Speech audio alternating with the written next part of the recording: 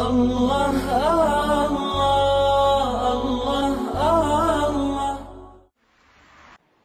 کہ آج کے دور میں ہم بیٹے کی شادی کسی لڑکی کے ساتھ کرتے ہیں تو ان کے جسم میچور ہوتے ہیں۔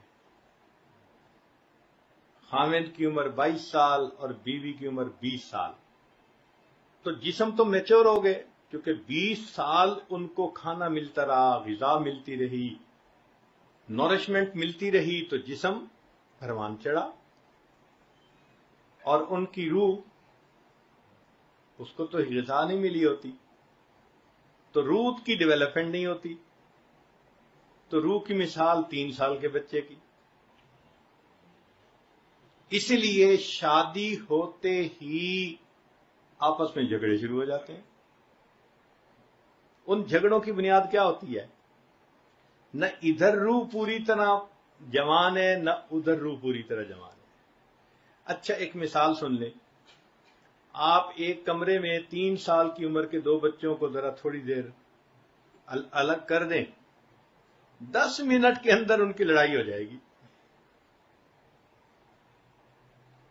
10 منٹ کے بعد چیخو پکار شروع ہو جائے گی۔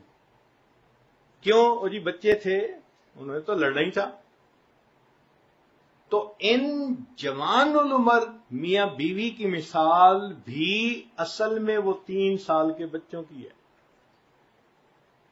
شادی ہونے کے بعد چیخو پکار، لڑکی والوں کو دیکھو تو ادھر چیخو پکار ہے، شکوے ہی شکوے، لڑکے والوں کو دیکھو تو ادھر چیخو پکار ہے۔ تو ہم نے اپنی روح کو غذا نہیں پہنچائی ہوتی۔ آج ہم 10 گھنٹے کاروبار میں دیتے ہیں تو اس کا مطلب ہے جسم کی غذا کے لیے فکر مند ہے۔ ہم اپنی روح کی غذا کے لیے کتنا وقت نکالتے ہیں؟ آپ غور کریں، ہمیں دن میں کبھی یہ خیال آتا ہے کہ نہیں ہمیں روح کو بھی کچھ غذا دینی ہے؟ شاید ہم اس کو ضرورت ہی نہیں سمجھتے۔ تو جب ضرورت ہی نہیں سمجھتے تو روح پرورش کیسے پائے گی؟ کیسے مضبوط ہوگی؟ کیسے توانا ہوگی؟ چنانچہ روح کی غذا کے لیے ہمارے مشائخ نے کچھ اعمال بتائے ہیں۔ وہ چاہتے ہیں کہ اگر آپ ان چیزوں کو استعمال کریں گے تو آپ کی روح کو غذا ملے گی۔ سب سے پہلے درود شریف پڑھنا۔ یہ روح کی غذا کیسے؟ وہ ایسے کہ حدیث پاک میں آتا ہے کہ جو شخص ایک مرتبہ نبی علیہ السلام پر درود بھیجتا ہے اللہ تعالیٰ اس بندے پر 10 رحمتیں نازل فرماتے ہیں۔ تو رحمتوں کا نزول ہوا نا، تو یہ رحمتیں کس کی غذا بنیں گی؟ روح کی غذا بنیں گی۔ اور ہماری تو کوتاہی یہاں کہ 100 مرتبہ بھی درود شریف روز نہیں پڑھ پاتے۔ ایک صحابی نے سوال کیا، اللہ کے نبی صلی اللہ علیہ وسلم میں کتنا درود شریف پڑھوں؟ فرمایا جتنا پڑھ سکتے ہو۔ اللہ کے نبی صلی اللہ علیہ وسلم میں 1/4 پڑھوں گا، زیادہ پڑھو گے تو تمہارا اور فائدہ ہوگا۔ اچھا اللہ کے نبی صلی اللہ علیہ وسلم میں اپنا آدھا وقت درود شریف پڑھوں گا، نبی اسلام نے فرمایا زیادہ پڑھو گے تو تمہیں زیادہ فائدہ ہوگا۔ اللہ کے نبی صلی اللہ علیہ وسلم میں 3/4 درود شریف ہی پڑھوں گا ٹائم، فرمایا زیادہ پڑھو گے تو زیادہ فرمائے۔ حدیث پاک میں ہے کہ اس صحابی نے کہا اے اللہ کے حبیب صلی اللہ علیہ وسلم میں پورا وقت ہی درود شریف پڑھتا رہوں گا۔ نبی اسلام نے فرمایا اچھا اگر تم ایسا کرو گے اللہ تمہارے گناہوں کو معاف کر دیں گے، تمہارے کاموں کو سنوار دیں گے۔ اگر تم ہر وقت درود شریف پڑھتے رہو تو اللہ تمہارے گناہوں کو مٹا دیں گے اور تمہارے کاموں کو اللہ سنوار دیں گے۔ حضرت علی رضی اللہ عنہ فرمایا کرتے تھے کہ اگر اللہ تعالی نے اور اس کے رسول صلی اللہ علیہ وسلم نے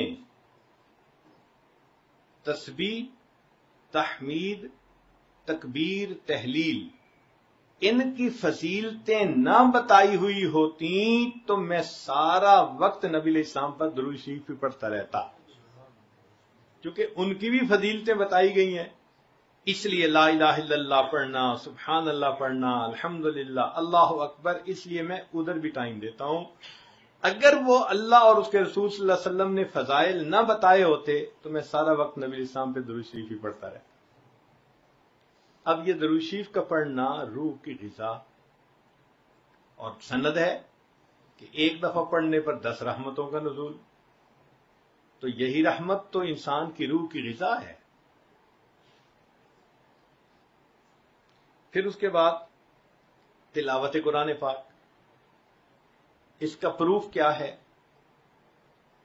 فرمایا وَإِذَا قُرِئَ الْقُرْآنُ فَاسْتَمِعُوا لَهُ وَأَنصِتُوا لَعَلَّكُمْ تُرْحَمُونَ، تم پر رحمتیں برسائی جائیں. تو قرآن پاک سے ثبوت مل رہا ہے نا کہ تلاوت قرآن پر انسان کے اوپر اللہ کی رحمتیں برستی ہیں، تو وہ روح کی غذا ہوتی ہے. اب اس کے 2 طریقے ہیں. یا تو انسان ناظرہ پڑھے یا یاد کیا ہوا پڑھے، اور اس سے بھی بہتر یہ کہ اس کو نماز کی حالت میں پڑھے، پھر اور زیادہ رحمتیں بڑھ گئیں. چنانچہ آپ اپنے اکابر کی زندگیوں کو دیکھیں تو ان کی زندگی کا ایک بڑا معمول تھا رات کا بیشتر حصہ تہجد کی نماز میں اللہ کا قرآن پڑھنا. اور یہ نہیں تھا کہ وہ سارے کئی پارے ہی پڑھتے تھے، پارے بھی پڑھتے تھے، اور کئی مرتبہ ایک آیت کو بار بار پڑھ کر کندے مکرر کا مزہ لیا کرتے تھے. لا الہ الا اللہ، لا الہ الا اللہ، لا الہ الا اللہ، لا الہ الا اللہ، لا الہ الا اللہ، لا الہ الا اللہ، لا الہ